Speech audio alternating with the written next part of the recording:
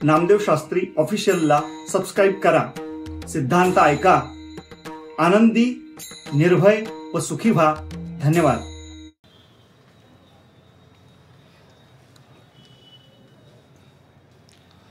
पुंडलिक वरदे हरे विठ्ठल श्री ज्ञानदेव ज्ञानेश्वर महाराज की जय.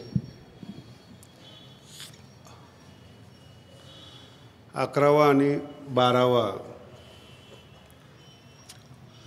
या ठराविक ओव्यातला भाव आपण काल पाहिला. एक ओवी एका जन्मासाठी भरपूर आहे असे असता सारांश घेण्याचा उद्देश एवढाच आहे की ज्ञानेश्वरीविषयी आपल्या जीवनामध्ये प्रेम निर्माण व्हावं. फीडबॅक वाढव जरा. फीडबॅक आवाज खूप कमी आहे जरा. आणि त्याचा परिणाम असा होतो की इतर ग्रंथ आपल्याला चांगले लागतात, इतर विषय आपल्याला चांगले लागतात. अशी एक तुलना ज्याला आपण म्हणू शकतो ना, वाङ्मयीन महापुरुष कधी मरत नसतात. ज्यांनी वाङ्मय तयार केलेला असतात ना, ते शब्दरूपाने कायमस्वरूपी अजरामर असतात, कधी मरत नसतात. कालिदास असेल, नैषध महाकवी हर्ष मिश्र असतील, तुम्हाला नाव माहीत असो नसो हा तुमच्या बौद्धिकतेचा प्रश्न येतो. पण वाङ्मयीन लोक कधी मरत नसतात. महर्षी गौतमला 10,000 वर्ष झालीत. महर्षी गौतम 10,000. त्यावेळेस जसं नाव होतं तसं आजही नाव आहे. काही कपिल महामुनी आहेत, जैमिनी आहेत, पतंजल महाभाष्याचे भाष्यकार आहेत. ही असं मरत नसतात. ही आणि ज्यांच्या दृष्टीने मरत असतात ना, ते जिवंत असताना सुद्धा त्यांच्या दृष्टीने मेलेलेच असतात. त्यांची हिरो हे देव असतात. भाष्यकार देव नसतात, वाङ्मयीन देव नसतात. छोट्या छोट्या सामान्य माणसाच्या घरात आपण गेल्यानंतर तिथं देवाधर्माचे साधू संतांचे फोटो नसतात. काय आश्चर्य मानण्यासारखं काही नसतं. त्यांच्या दृष्टीनं जो हिरो असतो, जी हिरोईन असते, त्याच्या दृष्टीने ती सर्वश्रेष्ठ असते, देव असते. ती नाही कळलं. आणि मग आपण पण असं समजून घ्यायला पाहिजे की मग याच्या दृष्टीने ही हिरोईन देवी आहेत, हा हिरो देव आहे. त्याला जर तुम्ही सांगायला लागले, अरे ह्यांचे काय फोटो लावलेस तू, माऊलीचे लावायला पाहिजे, शिवाजी महाराजांचे लावायला पाहिजे, तो उलटा उपदेश. महाराज ते गेले. आपल्या तोंडाने चुकीच्या माणसाला उपदेश करून महापुरुषाचा अपमान करून घेण्यापेक्षा त्याची योग्यता तेवढीच आहे हे समजणं आपल्याला जास्त महत्त्वाचं आहे. तो नासमज आहे हे आपल्याला समजलं तरी आपण समजदार ठरू. तसं आणि ह्या उद्देश वेगळा आहे मला सांगण्याचा. 13व्या अध्यायाची भूमिका आहे, खूप सुंदर भूमिका आहे. ही वाङ्मयीन लोक कधी मरत नसतात. मग ज्या वेळेस पुढची पिढी तयार होते वाङ्मयातली, ती पिढी मागच्या सगळ्या पिढीचा अभ्यास करते, त्याची डुप्लिकेट करत नाही, त्यातली उणीव असेल तर दुरुस्त करते. गौतम ऋषी आहेत, न्यायशास्त्र त्यावेळेस तयार झालं होतं. कालांतराने त्याचे अभ्यास करणारे लोक तयार झाले. काळ बदलला, काही सिद्धांताचं खंडन झालं, दुसरे न्यायशास्त्राचे भक्त आले. न्यायशास्त्राचं झालेलं खंडन पुनर्जीवित करण्यासाठी त्यांनी 9वे न्याय लिहिला आणि जे अपसिद्धांत ठरले होते त्यांची दुरुस्ती करून समाजाच्या पुढं मांडली. याला प्रगती म्हणतात. ज्यांनी खंडन केलं ते 500-500 वर्षापूर्वीचे असतात. ते आजही खंडन मंडन चालू असतं, पण त्यांच्या स्तरावर चालू असतं. तसं आपल्या भारतीय ऋषीमध्ये 2-3 प्रकारच्या जे धारा प्रवाह आहेत वाङ्मयाचे, त्याच्यामध्ये कोणामध्ये काय शोधलं पाहिजेत हा फार महत्त्वाचा विषय आहे. तत्त्वज्ञानी एक शाखा आहे वाङ्मयाची. त्या ठिकाणी साहित्य शोधण्याची गरज नसते. तत्त्वज्ञान विषयामध्ये तत्त्वज्ञान पाहायचं असतं, साहित्य विषयामध्ये साहित्य पाहायचं असतं. परमाणूचा शोध गौतम ऋषीने घेतलेला आहे, ते कालिदासाच्या नाटकात बघायचं नसतं. आणि कालिदास तेवढ्या उंचीचा आहे का नाही हे पण तुलना करायची नसते. ज्याच्या त्याच्या क्षेत्रातला जो तो मोठा असतो.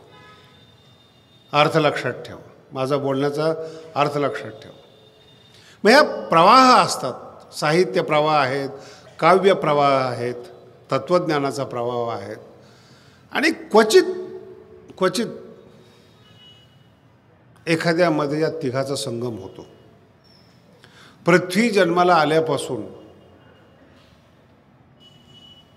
पूर्ण वाङ्मयामध्ये 3 व्यक्ती अशा आहेत की ज्याच्यामध्ये तिघाचा संगम दिसतो.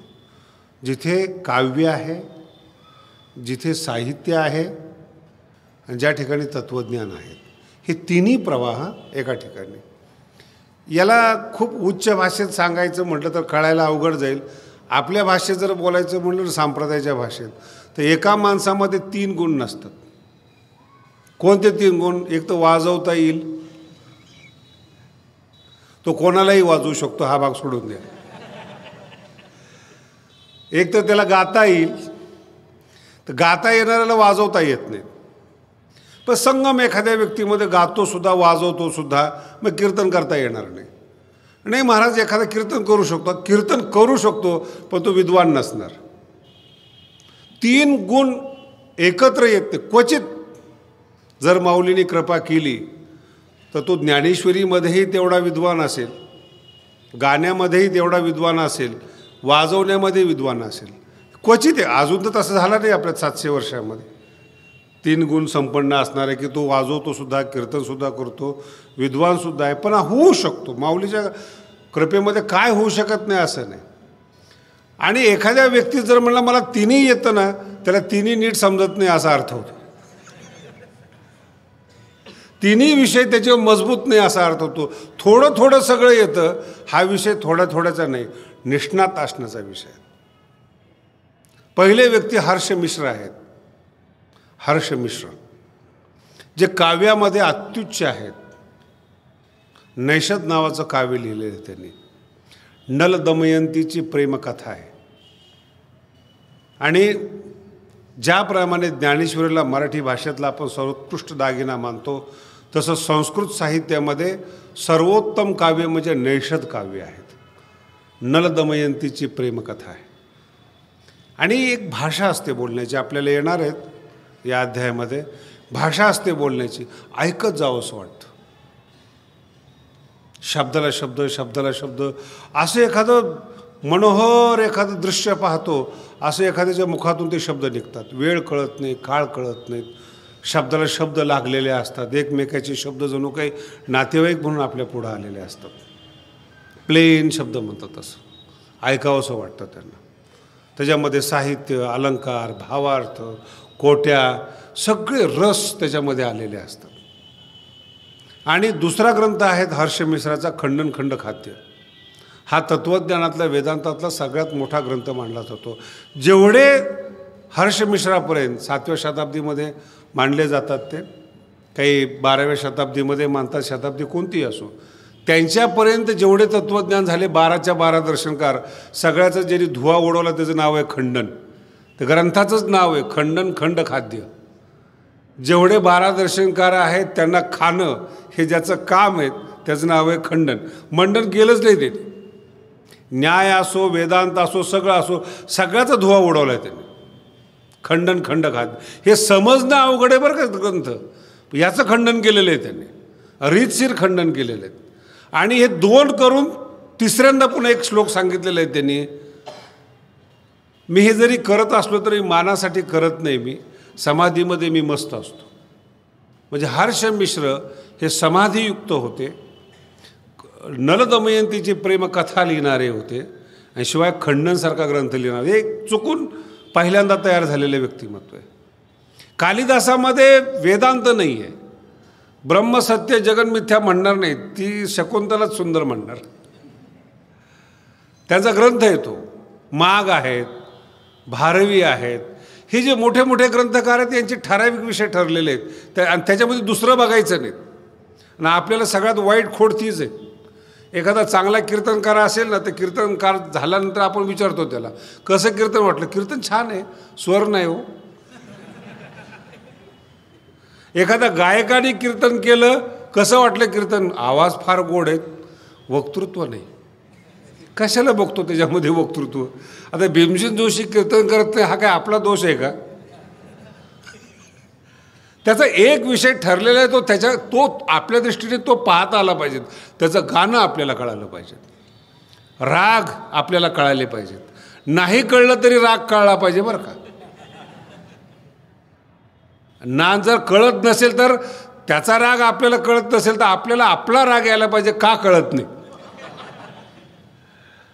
म्हणून वेदांत आहेत. भाषा जर आपल्याला कळत नसेल तरी आपल्याला कळायला पाहिजे भाषा अवघड आहेत. हे वेगळे वेगळे गुणधर्म आहेत. आणि या पृथ्वीवर दोनच व्यक्ती असे झालेले आहेत 16 वर्षाच्या आत ग्रंथ लिहिणारे आहेत. एक भगवान भाष्यकार आहेत, सगळे गुणसंपन्न आहेत. कविता आहेत, काव्य आहेत, विद्वत्ता आहेत, ज्ञान आहे, तत्त्वज्ञान आहेत. आणि भारतीय धर्माचा पुनरुद्धार करणारे शंकराचार्य आहेत. सगळा भारत बौद्ध होता, सगळा भारत. अशोक सम्राटपासून शंकराचार्यापर्यंत घराघरामध्ये बुद्धाची उपासना केली जात होते. केवळ भारतातच बौद्ध होता असं नाही. चायनामध्ये आजही बौद्ध धर्म आहे, जपानमध्ये आहेत. आपल्यातून सगळ्या देशामध्ये तो बौद्ध धर्म गेला, असं त्या बौद्ध धर्माची विशेषता आहे. आणि तो भारतात पसरल्यामुळं वैदिक धर्माचा ऱ्हास झाला. बुद्ध हे वेदाला मानत नाहीत, त्यांचं स्वतःचं शास्त्र आहे. वेदाला न मानत असल्यामुळे वेदाचा उद्धार करून वैदिक धर्माची भारतामध्ये पुनर्स्थापना केली असेल तर शंकराचार्यांनी केली. आणि त्यांच्यामध्ये हे सगळे गुण आपल्याला एकत्रित पाहायला मिळतात. आणि मराठी भाषेमध्ये पहिले आणि अंतिम हे भगवान श्री ज्ञानोबराय आहेत. ज्ञानोबरायातला फरक असा आहे, पृथ्वी निर्माण झाल्यापासून ज्ञानोबरायापर्यंत सगळ्या लोकांनी विद्वान लोकांसाठी ग्रंथ लिहिले. तळागाळातल्या लोकांसाठी फक्त ज्ञानोबरायांनी ग्रंथ लिहिले. ही ज्ञानोबरायांची विशेषता आहे, म्हणून तिला माऊली म्हणतात. ती विद्वान असेल नसेल तो नंतरचा भाग आला आहे. तुमची आई कशी आहेत हे जास्त महत्त्वाचं आहे. ज्ञानोबराय म्हणतात मुलाला आई गरजेची आहे, दूध गरजेचं आहे. एरजिया पराविया शब्दांचा प्रयोग इतका वेगळा आहे. पराविया म्हणजे परकी. एरजिया पराविया रंभे हुनी बरविया. कदाचित दिसायला रंभेपेक्षा सुंदर असतील, त्या काय कराव्या बाळका तेने. लहान मुलाला काय देणे घेणं आहेत. विश्वसुंदरी जर त्या मुलाला धरायला गेली ना, तर काळी जरी आई असली, कशी जरी आई असली तरी मुलगा आपल्या आईला सोडत नाही आणि विश्वसुंदरीकडे. महाराज मंडळी लक्षात ठेवा, विश्वसुंदरी असेल मुलगा जात नाही. एवढी अक्कल आपल्या महाराज लोकांमध्ये पाहिजे. जर तुम्ही ज्ञानेश्वरीचे भक्त आहात, एरजिया पराविया सुंदर असून काही फायदा आहे आपल्याला. जर कदाचित तिकडे गेलात, आईला बरं वाटेल पिढाई गेली, सांभाळते. आपलं वासरू दुसऱ्याच्या गाईला पिते बरं आहे. आणि ते पोरगं एकदा हातातून गेलं ना, पुन्हा संप्रदायामध्ये परत येत नाही. माऊलीची गोष्ट सोडून द्या, माऊली तर मुळातच विश्वसुंदरी आहे.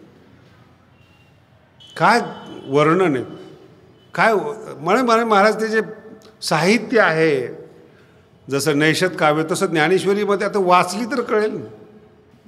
ज्ञानेश्वरीमध्ये एवढं सुंदर काव्य आहेत, एवढ्या सुंदर उपमा आहेत. मी ते जाणीवपूर्वक काही उपमा गाळतो, तुमच्या मेंदूवर काही विपरीत परिणाम व्हायला नको. कारण की साहित्य कळण्याकरता सुद्धा साहित्यिक बुद्धी लागते. उपमा देण्याकरता सुद्धा, उपमा कळण्याकरता सुद्धा काही गोष्टीमध्ये आपला अधिकार लागतो. साहित्य कळण्याकरता. तत्त्वज्ञानाचं कसं आहे, नाही कळलं तर तुम्ही माझ्यासमोर झोपाल, ते परवडलं. पण माऊली असं बोलू शकतात, असं विचित्र अर्थ डोक्यामध्ये नको आहे. आणि मग माऊलीने काय केलं, वेदापासून 12व्या शताब्दीपर्यंत जेवढे म्हणून विद्वान झाले जगातले, तेवढ्यांचा आढावा घेतला. सगळ्यांच्या उणीवा दूर केल्या. हे ज्ञानोबांचे शब्द आहे बरं का. फिटो विवेकाची वाणी. वाणी म्हणजे कमतरता.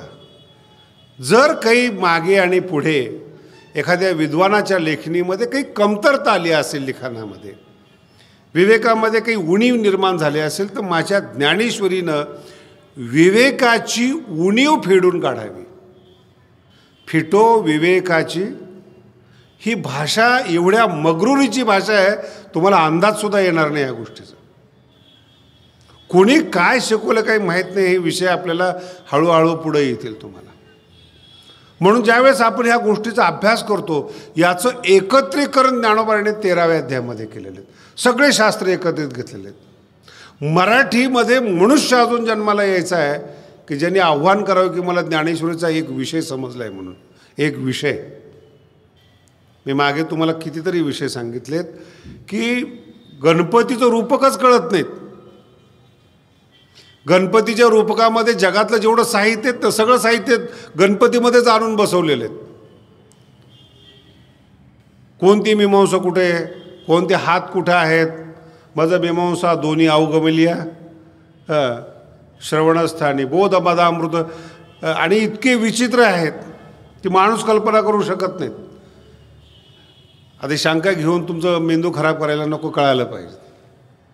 आणि शंकासुद्धा अशा आहेत ज्ञानेश्वरीतल्या, मरेपर्यंत समजत नाहीत शंका आहेत म्हणून. पहिल्या अध्यायामध्ये वर्णन केलेले आहेत. बोध बदा अमृत मुनी आली शिवती. 2 मीमांसा, पूर्वमीमांसा आणि श्रवणस्थानी कान आहेत. आणि ज्यावेळेस शास्त्र वर्णन करायला सुरुवात केली, तिथेही सुद्धा यांचं वर्णन आलेलं आहे. वेदांत उत्तर मीमांसा आहेत, मोदक मिरवे, आणि पूर्वमीमांसेचं वर्णन करत असताना सुद्धा शास्त्र मांडलेले आहेत. कळतच नाहीत लोकांना. एकच शास्त्र 2 ठिकाणी कसं? म्हणजे गणपतीमध्येच सगळा विद्वत्ता कशी कसाला लागते ते आपल्याला कळतं. पुढची तर गोष्ट सोडूनच द्या. एक एक उपमा, एक एक अलंकार, एक एक रस. काल सांगितलं तुम्हाला, नवरसी भरवी सागर. ह्या सगळ्याचा आढावा 13व्या अध्यायामध्ये थोड्या थोड्या शब्दामध्ये ज्ञानोबांनी घेतलेला आहे. आणि एक महत्त्वाची ओवी सांगतो म्हणजे लक्षात येईल. नमन करतानाच केलेले आहेत. जयाची केलिया स्मरण होय सकळ विद्येचे अधिकरण. खूप सुंदर शब्द आहे. आमचे महाराज लोक फार विनम्रतेनं कीर्तन सुरू करत असताना बोलतात, जयाची केलिया. कोणाचं स्मरण केले असं काही लिहिलेलं नाही. जयाची केलिया स्मरण. विद्येचे अधिकरण शब्दाचा अर्थ असा आहे, गुरु असा असावा लागतो ज्याचं स्मरण केल्यानंतर तुम्ही विद्येचे आश्रयस्थान व्हाल. विद्वान व्हाल असं नाही सांगितलं. विद्वान ही छोटी गोष्ट आहे, पुस्तकं शिकून येणारी गोष्ट आहे. तुला हे येतं का, तुला ते येतं का, तुला ते येतं का, हे लहान मुलाची जी 12 खडे असते ना, त्यातला खेळ झाला हा. काय शिकलास तू, किती राग येतात, लघुसिद्धांत झाली का नाही, न्याय झाला का नाही, वेदांताचे कोणते ग्रंथ झाले, छोटे लहान मुलं खेळतात तसे. माऊली असं नाही म्हणत. सकळ विद्यांचे अधिकरण म्हणजे आधार. सगळ्या विद्याला तो आधार होतो अशा गुरुचं स्मरण येते. मग विद्वान नाही, तो विद्या आपणहून त्याच्या ठिकाणी राहायला जातात आणि त्याला आधार करतात की बा तू आहे म्हणून आम्हाला या जगात आश्रयस्थान आहेत. याला म्हणतात गुरु. म्हणजे ओव्या कळणंच एवढं अवघड आहेत आणि आपण विनम्रतेनं म्हणतो सगळं विद्या आपल्याकडे येतील. कशाला येतील? त्या अधिकरण होय अधिकरण. आणि त्या विद्वत्तेमध्ये काय काय पदार्थ असतात शब्दामध्ये. तेची वंदू श्रीचरण श्रीगुरूचे, जयाचे नि आठवे. शब्दसृष्टी काय असते, तत्वभेद काय असतो, रस होती ओळगणे अक्षराशी. शब्दाशी नाही, वाक्याशी नाहीत, अक्षरामध्ये रस निर्माण होणं ही जगातली सगळ्यात अवघड गोष्ट आहे. रस निर्माण करण्याकरता काही काहीला तास 2-2 तास लागतात आणि मग थोडा रस निर्माण होतो.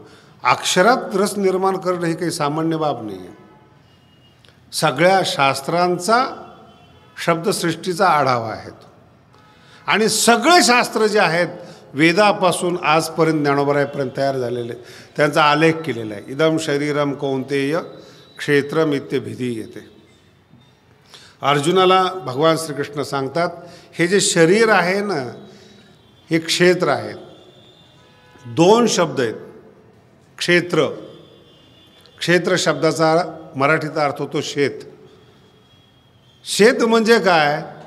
क्षयात त्रायती इति क्षेत्र. क्षयात आपण जे बीज शेतामध्ये टाकतो त्याचा क्षय होऊ देत नाही आणि त्याची वाढ दुप्पट तिप्पट चौपट पद्धतीने करतं, त्याचं नाव आहे शेत. म्हणजे एक कण जर आपण टाकलं, एक जर बी टाकलं ज्वारीचं तर त्याला कणीस उगवतं, त्याचं नाव क्षेत्र आहे. अर्थ लक्षात आलं? हे शरीर म्हणजे काय? क्षेत्र आहेत. क्षयात त्रायती. कर्म बीज या क्षेत्रामध्ये पेरले जातात आणि ते कर्मबीज क्षयापासून 1000 पटीने फळ देतात. ते शरीर आहे. एक पाप केलं तर एकच फळ देत नाही. एक चूक झाली आपल्या हातून तर एकच फळं आहेत अशी कल्पना आणि असे गणित ज्ञानेश्वरीत नाही आहेत. एक पाप या शरीराने केलं हे शरीर त्याचं कणीस तयार करतं. म्हणून तर शब्द आहेत एक एक योनी कोटी कोटी फेरा मग लागे वारा. पण असं जरुरी नाही किंवा आता एवढं पाप केलं एकदा झालं सगळं, असं काही नाही. क्षयात त्रायते आणि 1000 पद्धतीने मोठं करतं. मग या शरीरावर वाद निर्माण झाला. कोण आहेत? शरीर म्हणजे आपण आहेत का? का शरीराला जाणणारा म्हणून आपण आहेत? 3 टप्पे ज्ञानोबारांनी 13व्या अध्यायामध्ये केलेले आहेत. एक शरीर आहे त्याला क्षेत्र म्हणतात. या शरीराला चालवणारा जो आहे तो क्षेत्रज्ञ आहे आणि या दोघांचं ज्ञान ते महत्त्वाचं ज्ञान आहे, त्याचं नाव आहे आत्मज्ञान. हे 3 टप्पे 13व्या अध्यायामध्ये ज्ञानोबारांनी उकळलेले आहेत. 13वा अध्याय ह्या 3 विषयांचा आहेत. इदम शरीरम कौंतेय क्षेत्र आणि क्षेत्र क्षेत्रज्ञयोर ज्ञानम. क्षेत्र आणि क्षेत्रज्ञाचं ज्ञान. ज्ञान म्हणजे 3रा टप्पा झाला. क्षेत्र म्हणजे काय? शरीर म्हणजे काय? ज्ञानोबांनी एवढी चेष्टा केली ना सुरुवातीला. काय सांगायचं या शरीराबद्दल? या शरीरामुळे सगळ्यांचा घोटाळा निर्माण झालेला आहे. साधू म्हणजे काय? तुम्ही माझ्यासमोर बसलेले आहेत. साधू म्हणजे काय? काय समजता साधूला? हे शरीर जो सजवतो त्याला आपण साधू समजतो. नाही लक्षात आलं? हे शरीर जो सजवतो त्याला आपण साधू समजतो. तुम्हीच समजता असं नाही. रामाची पत्नीसुद्धा शरीर सजवणाऱ्या रावणाला साधू समजते. तुमचा अधिकार फार लहान आहे. मग शरीराला म्हणजे मी क्षेत्राला क्षेत्रज्ञ मानलं, शरीराला आत्मा मानलं. तुम्ही बोलता काय आहे, तुमच्या डोक्यामध्ये कोणता आत्मा आहे तो त्याला घेणं देणं नाही आहेत. तुम्ही मानता काय याला महत्त्व आहे. वेदांत शिकल्यामुळे तुम्हाला कळतं आत्मा आतमध्ये असतो म्हणून. आत्मा या शरीरापेक्षा भिन्न आहेत, निर्गुण निराकार आहे वगैरे सगळे श्लोक पाठ आहेत. पण मांडण्याचा जो प्रकार आहे ना तो क्षेत्रामध्येच येतो. दाढी वाढलेली आहे, त्रिपुंड भस्म लावलेला आहे, बदलला माणसाचा भाव. साधू आहे. हे CID लोक आहेत ना, एखादा खुनाचा तपास करण्याकरता साधूसुद्धा होतात. काही देणे घेणं नसतं त्यांना. साधूचा अवतार घेतात आणि साधू समाजामध्ये फिरतात. आमच्या एका मित्राच्या कीर्तनामध्ये एक 4 महिन्यापूर्वीची गोष्ट आहे. एक ATM पळवलं होतं बीडच्या लोकांनी. टेन्शन घेऊ नका, खरी गोष्ट आहे. आणि त्याचा शोध लवकर लागत नव्हता तर जे काही बीज एका गावामध्ये सापडले. माझ्या मित्राचा त्या ठिकाणी सप्ताह चालू होता. मित्र म्हणजे महाराजच. मग त्या मित्राने मला सांगितलं, रोज कीर्तनामध्ये एक बाई तुळशीचं वृंदावन घेऊन उभी राहायची. मी तिला बघायचो, हिला मी कधी बघितले नाही, काही नाही काही नाही, ही येते. मी तिला बघायचो रोज आणि मला वाईट वाटायचं. म्हटलं काय, सगळे माझ्या पाया पडतात, तीच का पडत नाही काय. आणि मला अजूनपर्यंत ही गोष्ट लक्षात आली नाही. नाही हा अभाव माणसाला खटकतो. अर्थ लक्षात असू दे बरं का. अभाव, किती लोक पाया पडले याच्यावर खुश नाही येतो. नाही पडलं कोण हे त्याच्या डोक्यामध्ये, अभाव डोक्यात आहेत, भावच डोक्यात नाही. ही साधी गोष्ट नाही बरं का. दक्ष प्रजापतीच्या जीवनामध्ये ज्यावेळेस ब्रह्मसभा होती आणि दक्ष प्रजापतीने प्रवेश केला, सगळे उठून उभे राहिलेत. समाधीमध्ये असलेले शंकर जे त्यांचे जावई होते ते उठून उभे राहिले नाहीत. आणि तोच सासऱ्याला राग आला. सगळे उठून उभे राहिले आणि हा जावई असून उठून उभा राहत नाही, मग याचा अपमान केला पाहिजे.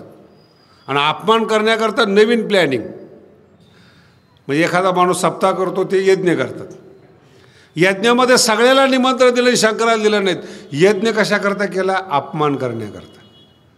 पण मी म्हणतो सगळेच उठून उभे राहिलेत ना, नाही एखादा सगळ्यांनीच कीर्तन ऐकावं असं काही नियम आहे का? 10-5% सोडून द्या ना.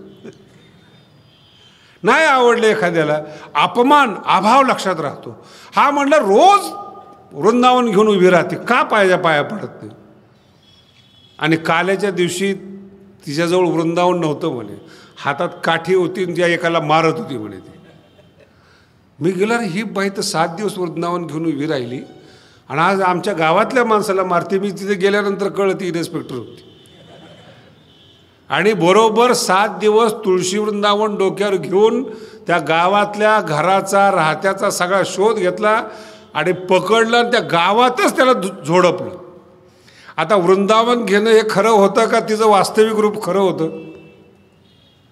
शरीर सजवता येतं आणि कितीही तुमच्या मेंदूमध्ये भावना असल्या तरी मनुष्य शरीरावरच प्रेम करतो. हे वैशिष्ट्य आहे, काही पर्याय नाही त्याला. मग शरीरावर प्रेम करत असताना वादविवाद निर्माण होतात, काय मानलं पाहिजेत. आणि मग ज्ञानोबाने लिस्ट तयार केलेली. काही लोक शरीर मरणार आहेत म्हणून समाधी लावण्याचा प्रयत्न करतात. काही लोक अभ्यास करतात, काही लोक जटा वाढवतात, काही लोक लुंचन करतात. जैन संप्रदायामध्ये केस काढत नाहीत, केस उपटतात के येऊ नये म्हणून. दात घासत नाहीत कारण की जंतू मरतील. तोंडाला फडकं बांधलेलं असतं अहिंसेच्या भीतीनं. त्यांची शरीर, ज्ञानोबराय म्हणतात, शरीर प्रत्येकाला वेगळं करावं लागतं. हे तर शास्त्रकार आहेत. ज्ञानोबराय म्हणतात कैलासचे राजे होते, कैलास साम्राज्य होतं बरं का. कैलास डोंगर नाही येतो. एका काळामध्ये शिवपुराणामध्ये भगवान शंकर हे कैलासचे राजे होते. आणि लक्षात आलं की ह्या राजवटीमध्ये, राजकारणामध्ये आपण फसू शकतो. आणि एकदम निर्णय घेतला भगवान शंकराने, गुंती जाणून स्मशाने वास केला. गुंती, आपण अडकू याच्यामध्ये. कशामुळं? शरीरामुळेच. शरीर राजा आहे. शरीर जाऊ शकतं, शरीराच्या माध्यमातूनच करू शकतो. या शरीराला पासून वेगळं करण्यासाठी या जगतातून आपण वेगळं करतो. गुंती जाणून स्मशाने वास केला. पण तिथेही तारकासुराचा जन्म व्हावा म्हणून कामदेवाला इंद्राने लाच दिली. तुला या जगात उत्तम स्थान देतो. लाचेचा प्रकार पहिल्यापासून आहे बरं का. आणि लवकर काम होतं त्यांनी. इमानदार माणसाचे कामं एवढं लवकर होत नाही. आणि पाठवला तिथेही, म्हणजे स्मशानात राहणारा भगवान शंकर लाचकर म्हणून कोळसा काम केला. काय होतं त्यांच्याजवळ? पांघुरणे 10 दिशा, एकही कपडा नाही अंगावर भगवान शंकराच्या. तिथं सुद्धा हे शरीर तुम्हाला त्रास देतं. या शरीराचं वर्णन करत असताना ब्रह्मदेवाला 4 तोंड निर्माण झाले. ऋषीभीर बहुधा गीतम छंदोभीर. केवळ एवढंच नाही, अनेक ऋषीनं या शरीराचं वर्णन केलेलं आहे.